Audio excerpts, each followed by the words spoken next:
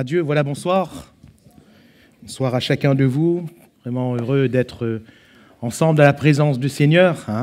Parfois, la semaine elle est bien chargée, les journées sont bien remplies, il y a beaucoup de travail, on ne s'en plaint pas.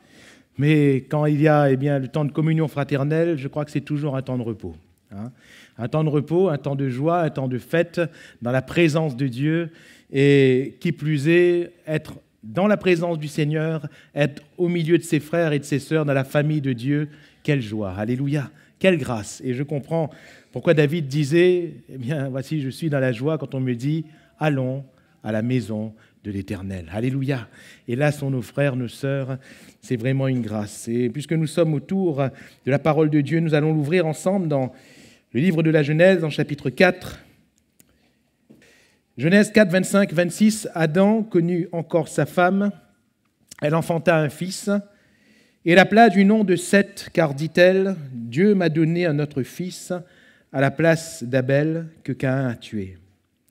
Seth eut aussi un fils, et il l'appela du nom d'Énoch.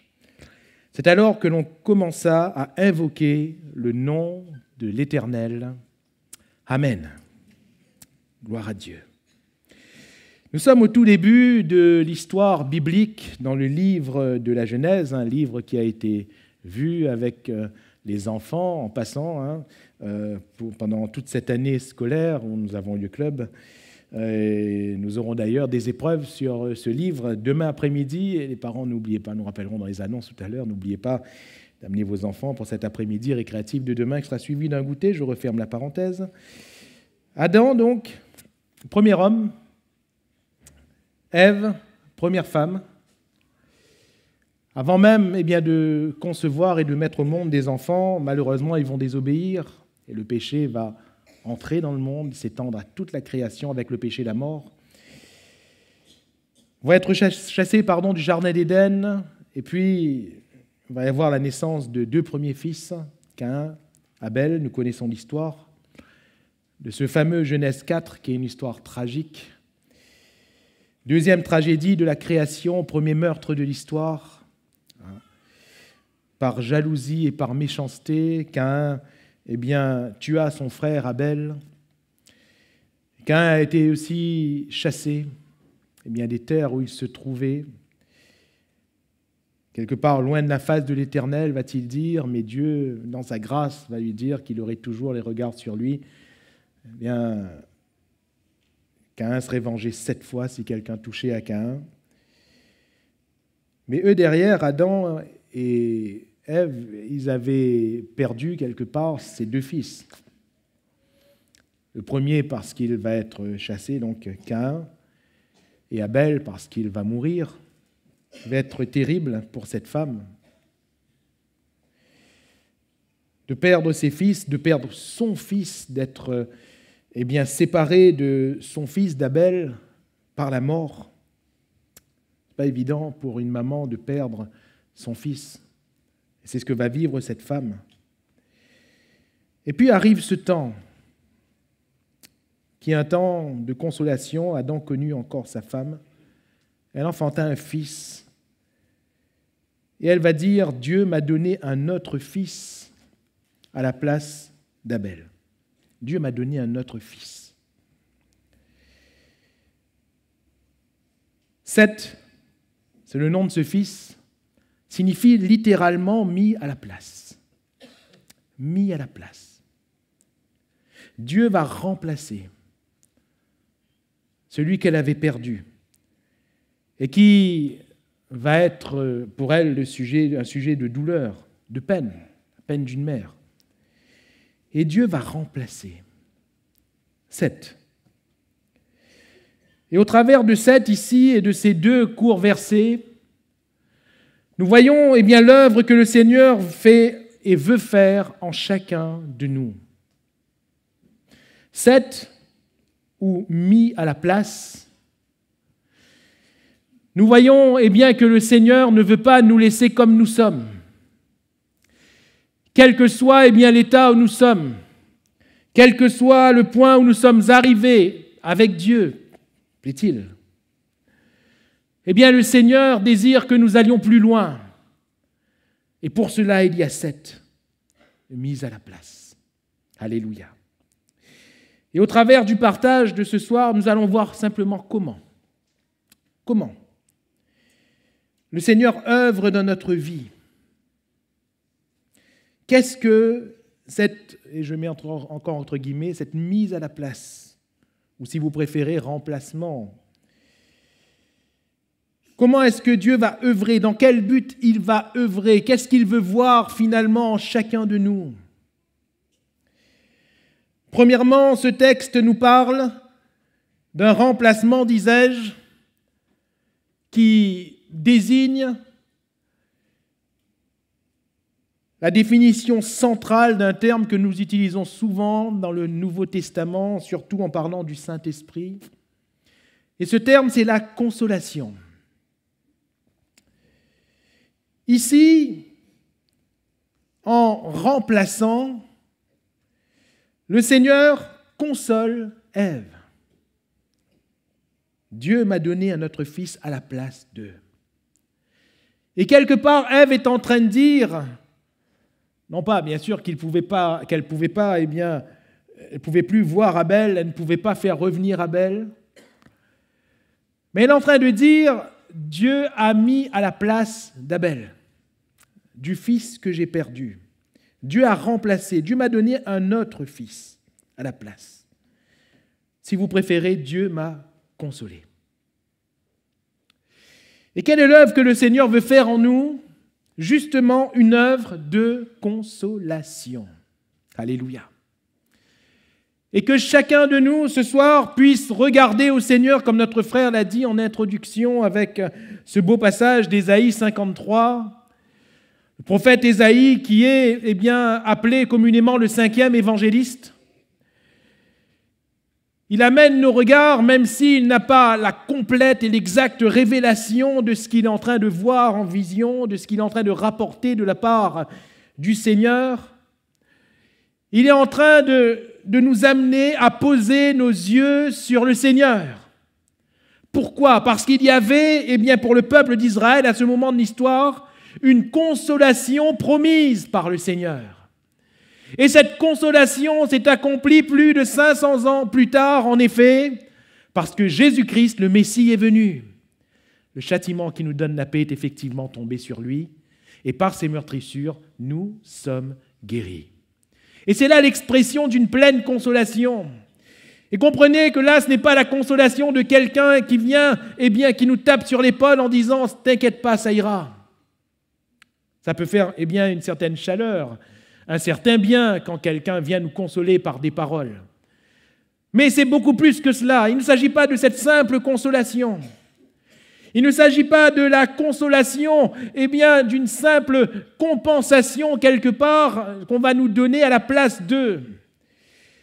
Mais la consolation, c'est ce qui va venir remplir le vide qu'un drame a laissé. Remplir le vide.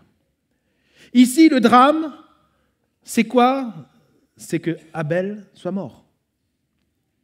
Le Seigneur va, par Seth, il va mettre justement à la place de ce vide laissé, à la place de ce deuil, à la place de cette souffrance, il va mettre sa consolation. Alléluia.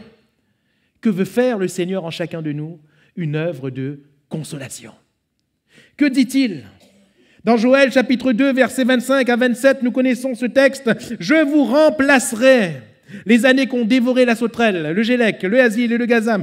Ma grande armée que j'avais envoyée contre vous, vous mangerez et vous vous rassasierez. Et vous célébrerez le nom de l'Éternel, votre Dieu, qui aura fait pour vous des prodiges. Et mon peuple ne sera plus jamais dans la confusion. Et vous saurez que je suis au milieu d'Israël, que je suis l'Éternel, votre Dieu, et qu'il n'y en a point d'autre. Et mon peuple ne sera plus jamais dans la confusion. » Amen.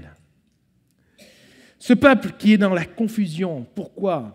Dans le texte, vous le lirez chez vous, il est parlé des ravages que vont faire ces différentes races de sauterelles. Des ravages. C'est bien sûr une image dans la moisson, dans tout ce qui devait être récolté. C'est bien sûr une image. Car spirituellement, ce peuple n'avait plus rien. Ce peuple était dans le vide total, ou si vous préférez, confusion. Mais le Seigneur va dire, c'est moi qui viendrai. Et c'est moi qui remplacerai, nous retrouverons ce terme, remplacer.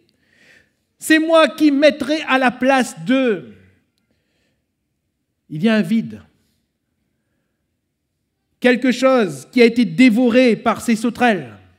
Quelque chose qui a été dévoré par cette armée de ténèbres. Quelque chose qui pourtant était précieux. Il y a un vide. Et le Seigneur se propose lui-même de venir et de remplir ce vide. Alléluia. Mon frère, ma sœur, est-ce que ce soir tu es venu avec un vide dans ton cœur? Le Seigneur veut te consoler. Alléluia. Le Seigneur veut nous consoler. Il veut faire en nous une œuvre de consolation. Il veut remplacer des années qui ont été dévorées. Il veut remplacer ce qui a été mangé littéralement par les ténèbres. Il veut remplacer ce qui est pour nous cause de douleur et de souffrance intense. Et il y en a qui au milieu de nous traînent des douleurs depuis des années. Pourquoi? Parce qu'il y a un vide. Et je reprends le terme ici, confusion. Il y a un vide. Et le Seigneur ne veut pas nous laisser dans la confusion. Il veut remplacer. Alléluia.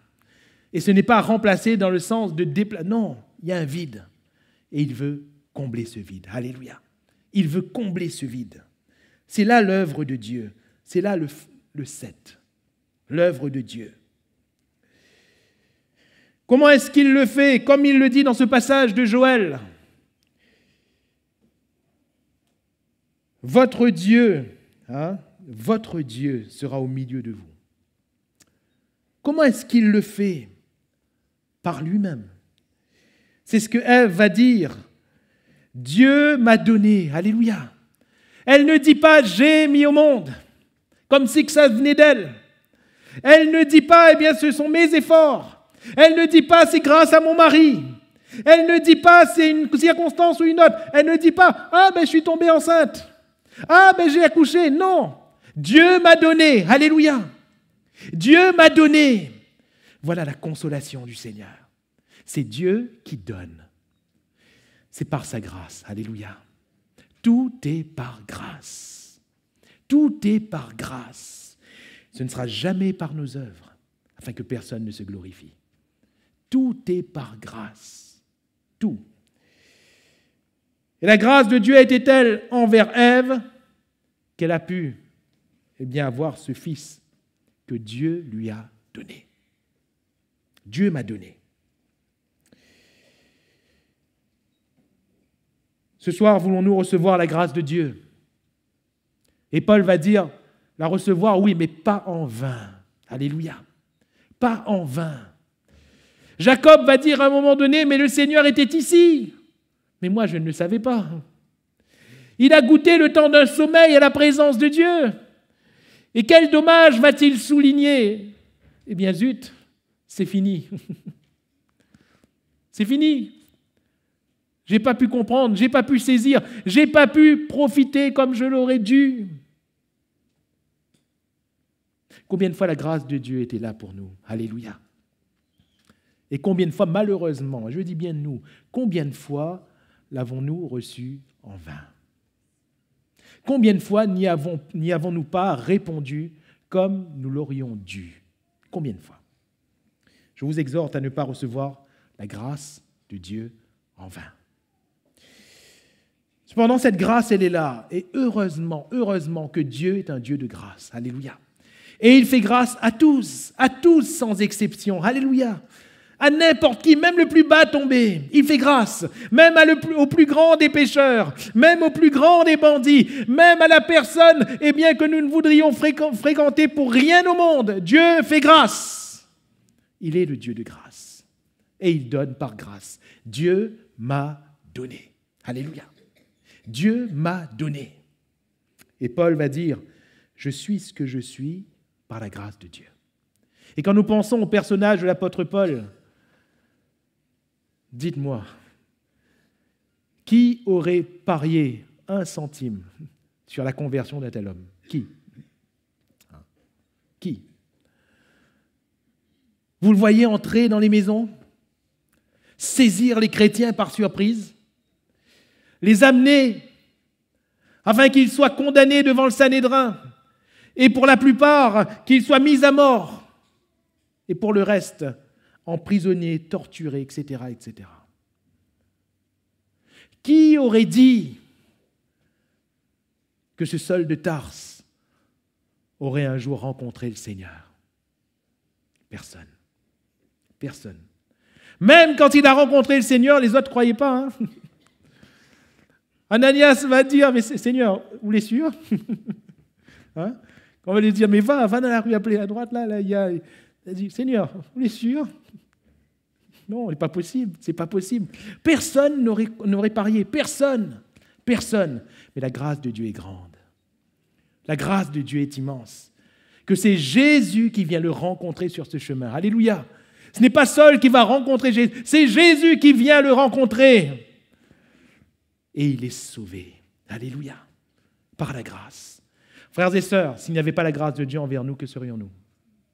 N'est-ce pas Jésus qui est venu nous rencontrer? Peut-être qu'aux yeux des autres, nous sommes peut-être quelqu'un de bien, quelqu'un de bon, mais aux yeux de Dieu, que sommes-nous? Que sommes-nous? Des méchants, des pervers, par-dessus tout. Le cœur de l'homme est méchant, par-dessus tout. Voilà comment Dieu nous voit. Mais il est venu et il nous a sauvés. Alléluia. La même grâce nous accorde toutes choses. La même grâce est pour nous sujet d'une grande consolation. D'une grande consolation. Et cette grâce va permettre une mise à la place de quoi concrètement? Et quelle est la consolation dont nous parlons? La consolation, et je reviens à l'évangile de Jean, quand on parle de consolation, du consolateur, nous touchons là au même concept, pardonnez-moi l'expression,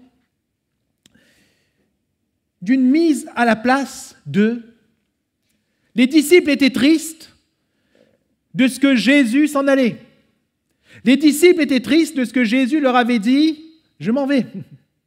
Et il vous est avantageux que je m'en aille. » Ils ne comprenaient pas cela. Mais tu es notre maître. Si tu t'en vas, où est l'avantage? Il vous est avantageux que je m'en aille, car si je ne m'en vais pas, le consolateur ne viendra pas. Consolation. Quelle consolation? Jésus, c'est toi que nous voulons. C'est toi que nous voulons. Je ne sais pas si vous avez déjà participé à des fêtes foraines ou si vous avez déjà simplement vu des jeux télévisés. Parfois, quand on perd, on nous donne un lot de consolation. Mais Seigneur, on ne veut pas un lot de consolation, nous. C'est toi qu'on veut. C'est toi qu'on veut.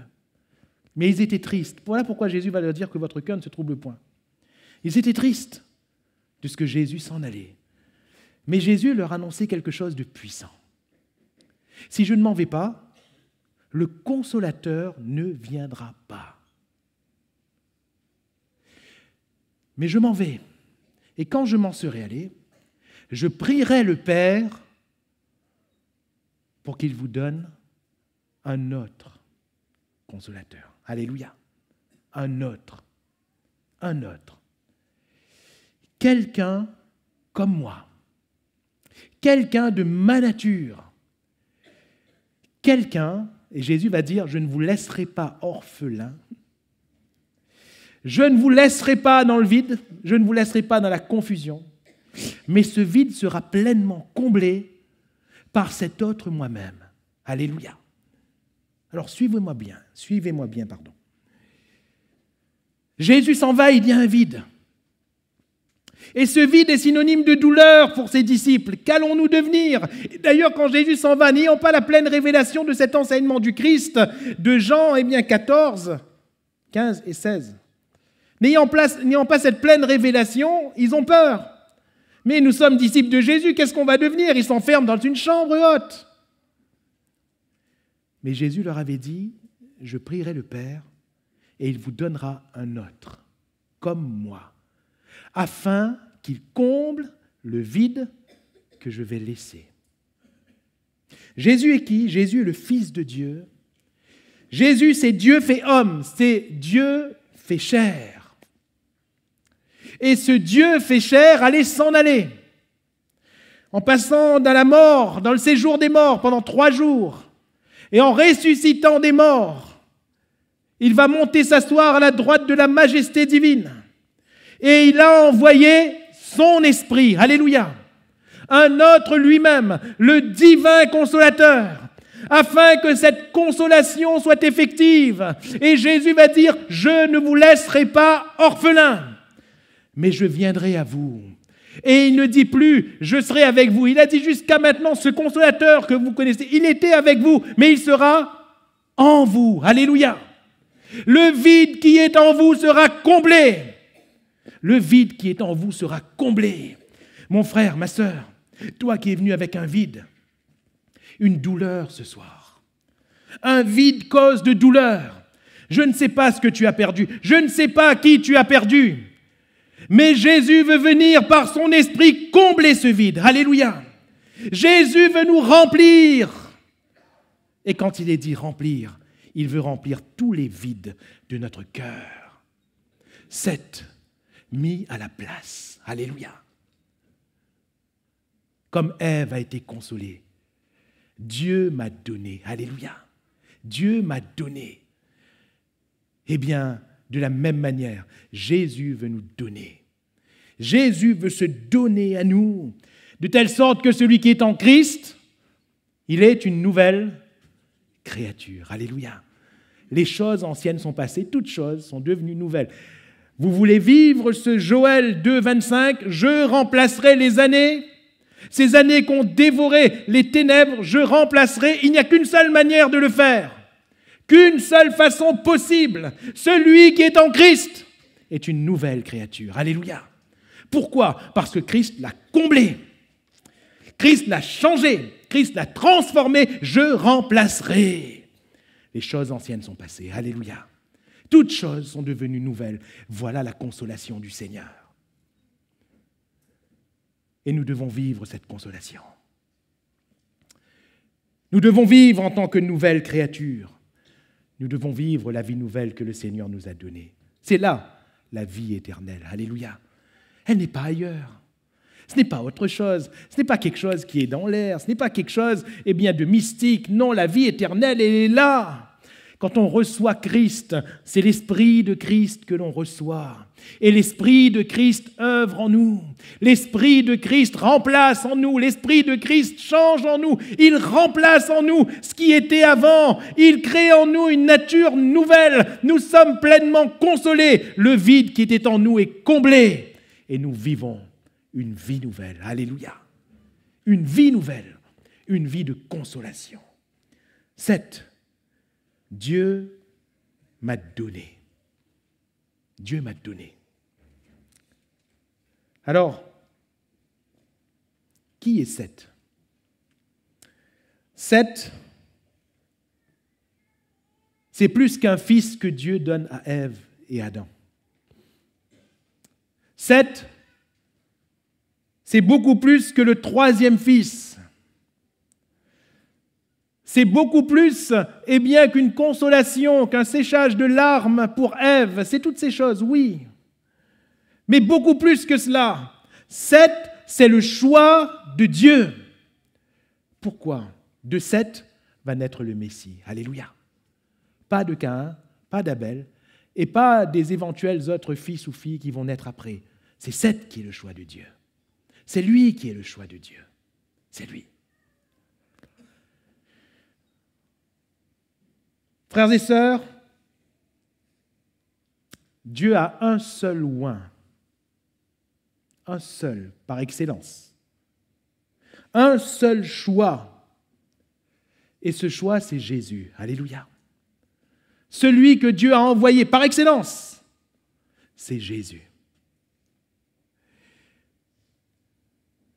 Et le Seigneur, il choisit chacun de nous afin que Jésus soit en nous. Nous sommes le choix de Dieu pour que son oint vive en nous. Dans quel but? Pourquoi cette consolation? Pourquoi le Seigneur veut-il et tient-il tellement à nous remplir, à faire de nous des nouvelles créatures, à combler les vides, à combler le vide, à enlever les souffrances, à remplacer les années de douleur? Pourquoi le Seigneur tient-il à le faire? Un but, c'est son œuvre. Alléluia. Pour son œuvre, pour sa gloire. Et son œuvre et sa gloire, c'est quoi? Nous sommes les choix de Dieu, comme Abraham a été le choix de Dieu. Je te bénirai et tu deviendras une source de bénédiction. Alléluia. Je te bénirai et tu deviendras une source de bénédiction. Je te bénirai. Et comment le Seigneur nous bénit-il? Quelle est la bénédiction du Seigneur? C'est Jésus en nous. Alléluia. Et quand Jésus est en nous, nous devenons une source de bénédiction. Voilà le réel changement de notre vie. Avant, on était Abraham. Mais le Seigneur veut nous faire devenir Abraham. Avant, on était Abraham, père élevé. Père élevé. C'est-à-dire qu'on ne vivait notre existence que pour notre élévation personnelle. Ça n'est pas de Dieu. Celui qui veut s'élever personnellement, il n'est pas de Dieu. Celui qui veut attirer les regards des autres sur lui n'est pas de Dieu. Celui qui recherche la gloire du monde, il n'est pas de Dieu. Le Père élevé, non.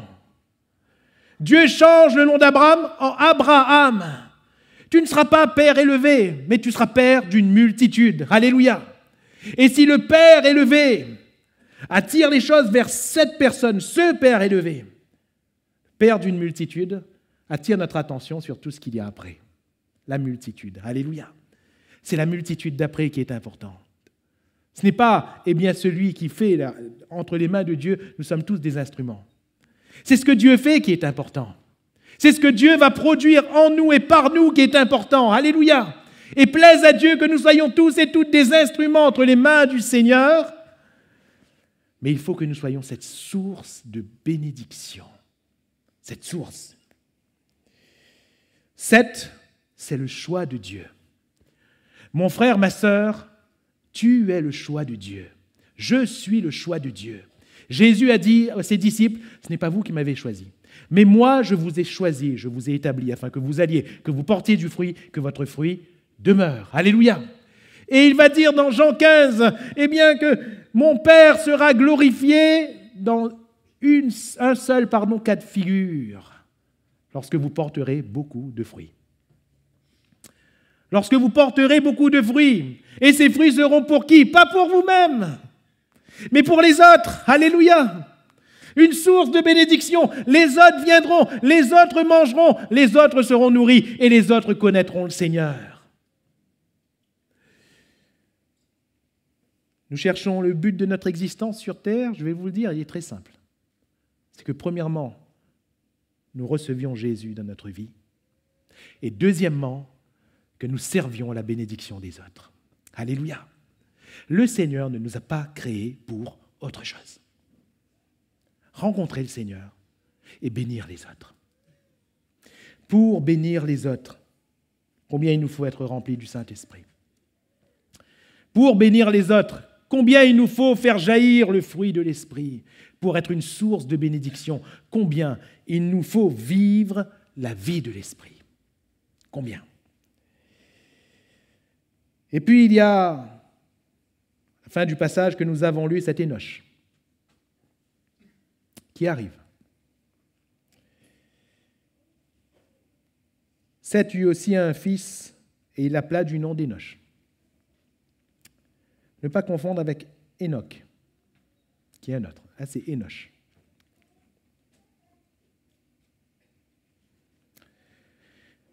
Dieu fait une œuvre en nous, et puis il y a Énoch. Énoch, ce n'est pas un nom qu'on aimerait avoir.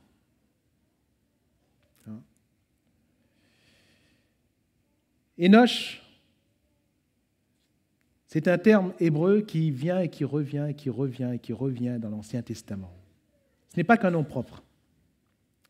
C'est un terme qui vient et qui revient. Ce terme signifie homme, l'homme, mais pas l'homme dans le sens où Dieu créa l'homme à son image, à sa ressemblance, de Genèse chapitre 1er. Là, c'est un autre terme qui est employé, Isht. Mais ici, c'est l'homme dans le sens de la méchanceté, le vulgaire. Énoch, la méchanceté, le vulgaire. Lorsqu'il nous est dit que du temps de Noé, les hommes étaient méchants, nous retrouvons ce terme, Énoch. Lorsqu'il est parlé des hommes en français, de Sodome et Gomorrhe, de Sodome, qui étaient méchants, on retrouve ce même terme, Énoch. Énoch. Et on le retrouve, et on le retrouve, et on le retrouve encore.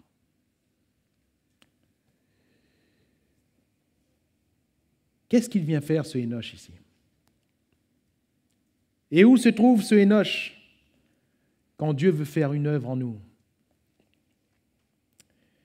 Eh bien, on retrouve également ce terme Énoch dans cette fameuse expérience de Jacob à Péniel, lorsqu'il va rencontrer l'ange. Et rappelez-vous le contexte. Jacob, le supplanteur, le trompeur, qui a déjà vraiment trompé tout son monde. Il a supplanté tout le monde. Depuis sa naissance, il supplante tout le monde. Son père, Isaac, s'est fait passer pour Ésaü, son frère. Son beau-père, Laban, même si l'autre l'a trompé aussi, mais il a bien rendu après. Et puis, surtout, son frère, Ésaü, pour un plat de lentilles.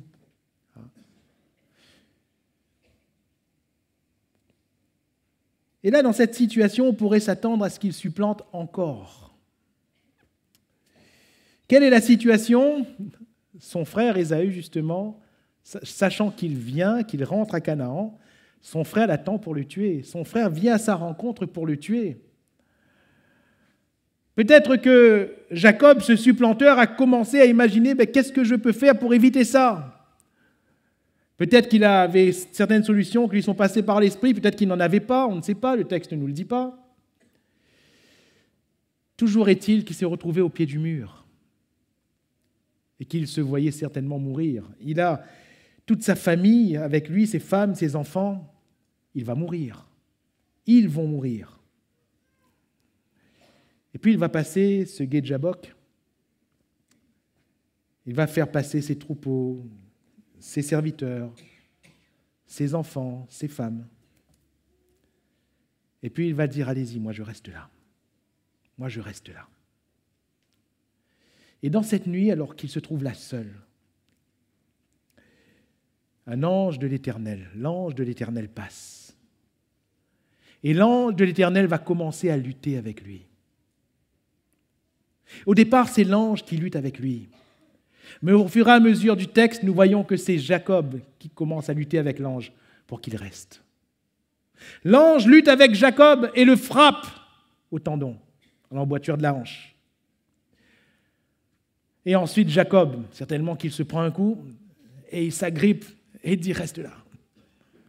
Reste là. » Mes frères et mes sœurs, depuis quand, si quelqu'un nous tape, on le retient, on lui dit « Reste là. » Sauf si on veut le taper à notre tour. Mais sinon, en général, on ne dit pas, on laisse partir. Ça ne nous fait pas plaisir de rester dans la présence de quelqu'un qui nous tape. Mais lui, il dit « Reste là. » Qu'est-ce qui s'est passé? Qu'est-ce qui s'est passé? L'ange de l'Éternel va dire, tu as lutté avec Dieu et avec Énoch, et tu as été vainqueur. Alléluia.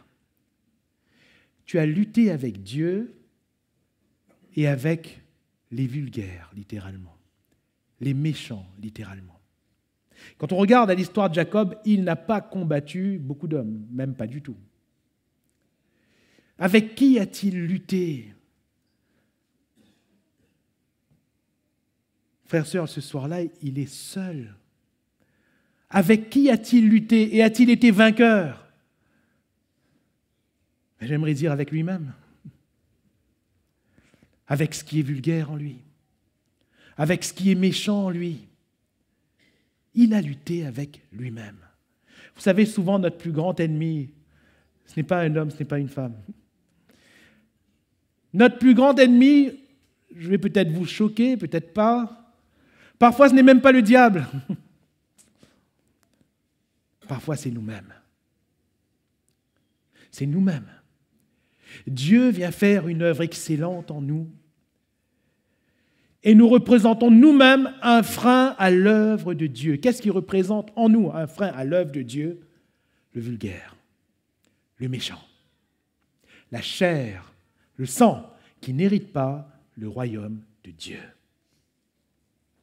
Comment a-t-il pu vaincre ce vulgaire? Comment a-t-il pu vaincre cette méchanceté? L'ange de l'Éternel l'a fait, ce n'est pas lui. L'ange de l'Éternel a frappé l'emboîture de la hanche, ce qui était dur en lui. L'ange de l'Éternel a frappé, a brisé. Lui, qu'est-ce qu'il a fait? Il a dit à tout le monde, allez-y.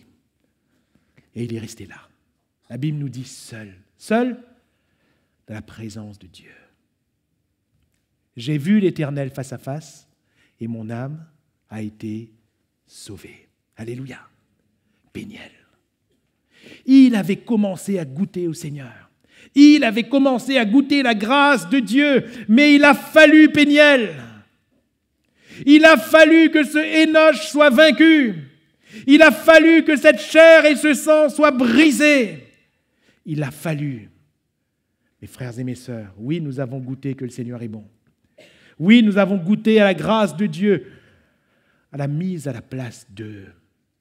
À Jésus en nous et Christ en nous, c'est l'espérance de la gloire.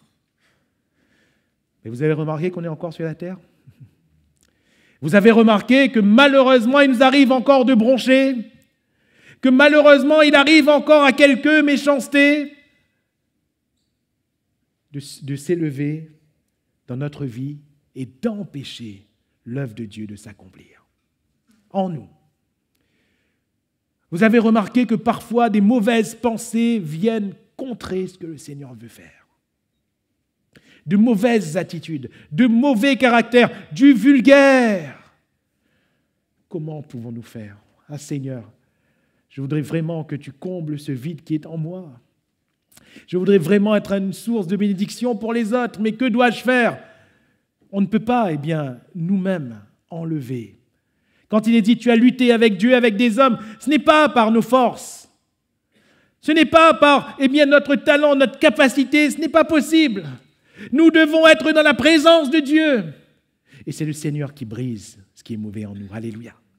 C'est le Seigneur qui brise ce qui est mauvais en nous. Et l'œuvre de Dieu peut se faire. Là, nous sommes une bénédiction pour nous-mêmes et pour les autres. Là. Voilà pourquoi il est dit, quand il y a eu les Hénoch, on commença à invoquer le nom de l'Éternel.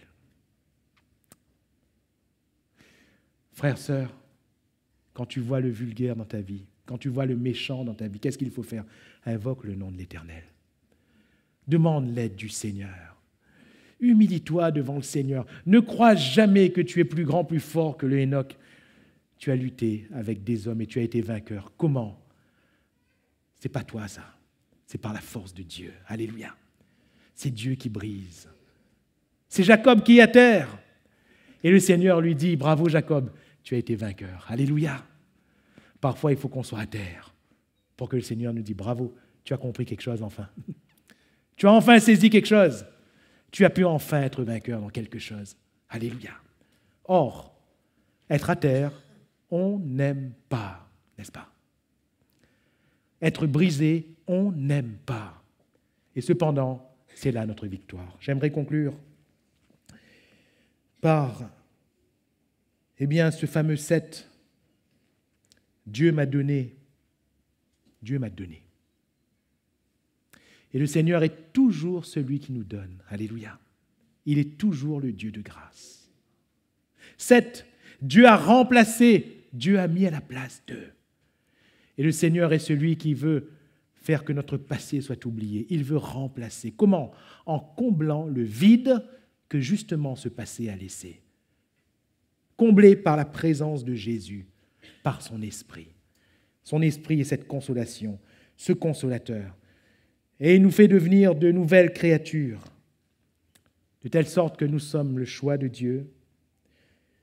En faisant habiter en nous celui qu'il a choisi, à savoir Jésus par son esprit, nous sommes le choix de Dieu pour que nous soyons baignés, que nous devenions une source de bénédiction, et puis que nous soyons vainqueurs du Hénoch.